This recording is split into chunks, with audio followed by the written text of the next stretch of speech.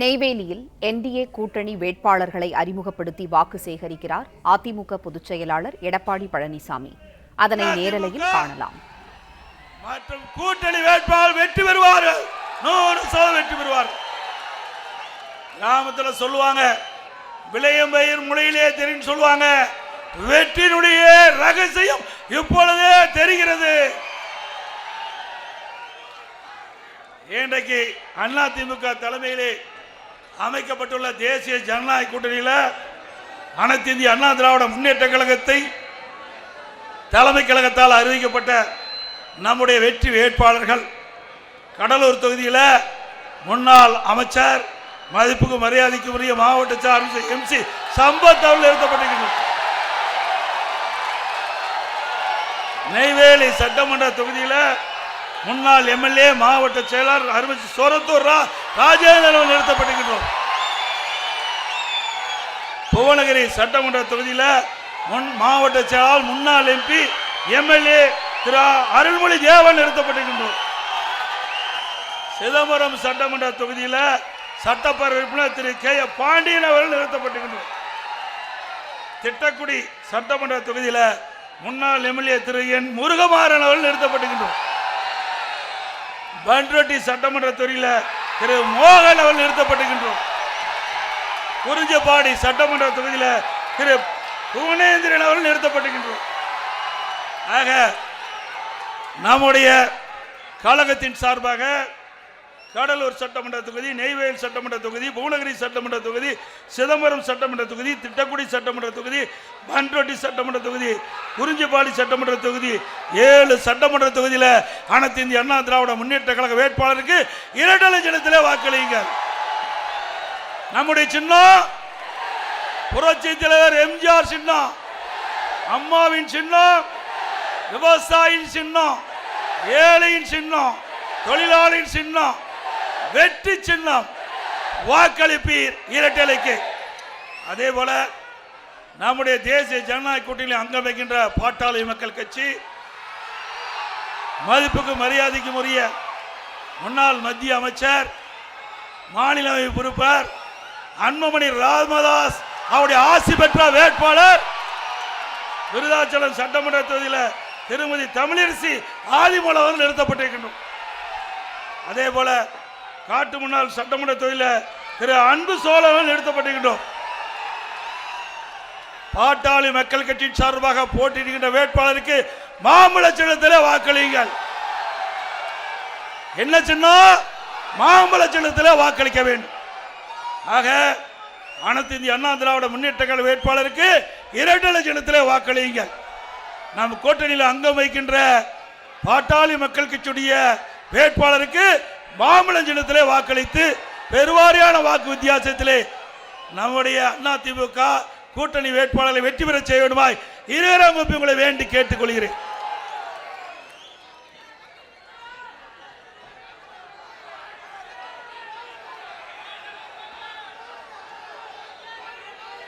இன்றைய தினம் தம்பி, இன்றைய தினம் ஸ்டாலின் ஏதோ பேசுறாரு, புலம்பி தள்ளுறாரு.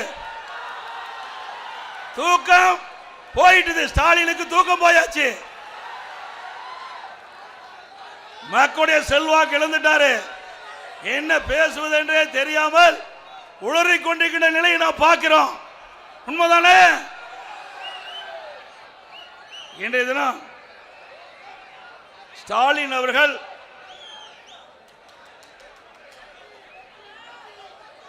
அவருடைய தந்தை திரு கருணாநிதி அவர்களுக்கு நான் இடம் கொடுக்கலையாம். அதில் ஒரு விமர்சனத்தை வச்சிருக்கிறார். ஸ்டாலின் அவர்களே, பெருந்தலைவர் காமராஜர் அவர்கள் அனைத்து கட்சி தரப்பாலும் அனைத்து தரப்பிலும் பாராட்ட பெற்றவர். கட்சி பாகுபாடு இல்லாம பாராட்டுறோம். அவருடைய காலத்தில் அவர் எந்த கட்சி சார்ந்தவர் என்பது முக்கியமல்ல, அவர் வாழ்ந்த காலம். அந்த காலகட்டத்தில்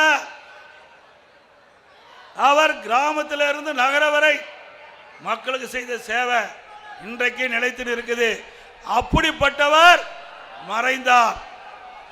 அந்த கட்சியை சேர்ந்தவர்கள் மரியாதைக்குரிய அண்ணன்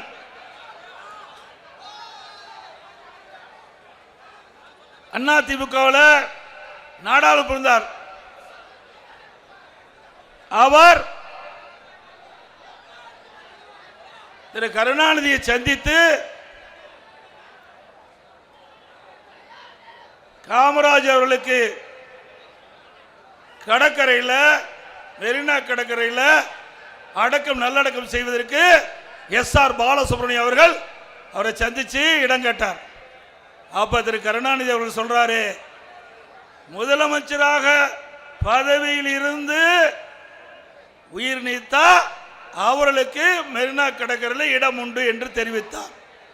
பிறகு திருமதி ஜானகி அம்மாள் அவர்கள் பொன்மனச்செம்மல் புரட்சி தலைவர் எம்ஜிஆருடைய மனைவி, அவர் தமிழகத்துடைய முதலமைச்சராக இருந்து பிறகு அவர் இறந்தார். அதிமுக சார்பாக அவரை திரு கருணாநிதி முதலமைச்சர் காலத்திலே அவரை நாடி பொன்மனச்செம்மல் புரட்சி தலைவர் எம்ஜிஆர் நல்லடக்கம் செய்த இடத்திற்கு அருகில் திருமதி ஜானகி அம்மாள் அவர்களை அடக்கம் செய்வதற்கு நீங்கள் அனுமதி வேண்டும் என்று கேட்டதற்கு திரு கருணாநிதி அவர்கள் அமைச்சரவை கூட்டத்தில்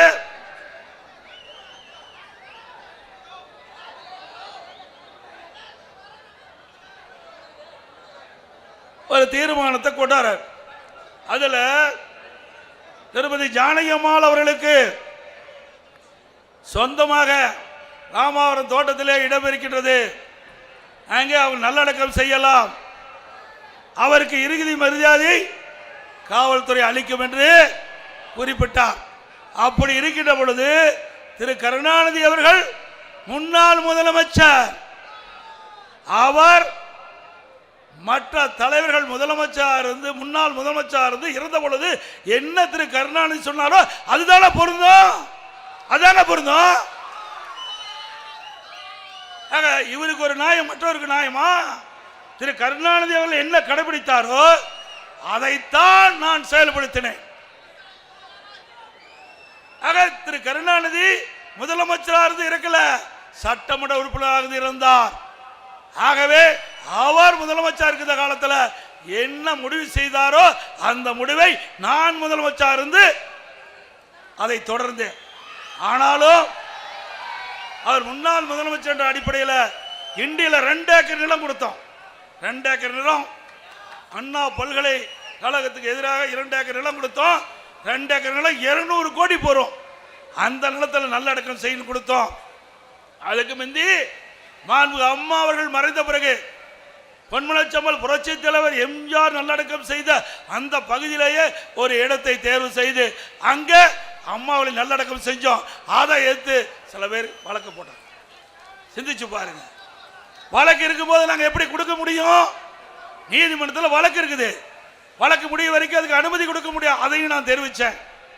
ஆக நிலம் கொடுக்காம மெரினா கடற்கரையில் திரு கருணாநிதி அடக்கம் செய்வதற்கு நாங்கள் சட்ட ரீதியாக அனுமதி கொடுக்க முடியாத நிலையில் திரு ஸ்டாலின் இப்பொழுது பேசுகிறார். என்னுடைய தந்தைக்கு எடப்பாடி பழனிசாமி அவர்கள் மெரினா கடற்கரையிலே நல்லடக்கம் செய்ய அனுமதி கொடுக்கவில்லை என்று சொன்னால் இது நியாயமா? திரு கருணாநிதி அவர்கள் தமிழகத்துடைய முதலமைச்சர் இருக்கின்ற பொழுது அன்றைய முதலமைச்சர் திரு காமராஜ் அவர்களுக்கும் மறைந்த முன்னாள் முதலமைச்சர் திரு காமராஜ் அவர்களுக்கும் மறைந்த முன்னாள் முதலமைச்சர் திருமதி ஜானகி அம்மாள் அவர்களுக்கும் இன்றைக்கு மெரினா கடற்கரையில் இடம் கொடுக்கவில்லை. உங்களுடைய அப்பா என்ன முடிவு எடுத்தாரோ அந்த முடிவு தான் செயல்படுத்தல, வேற ஒண்ணும் இல்லை. அதே போல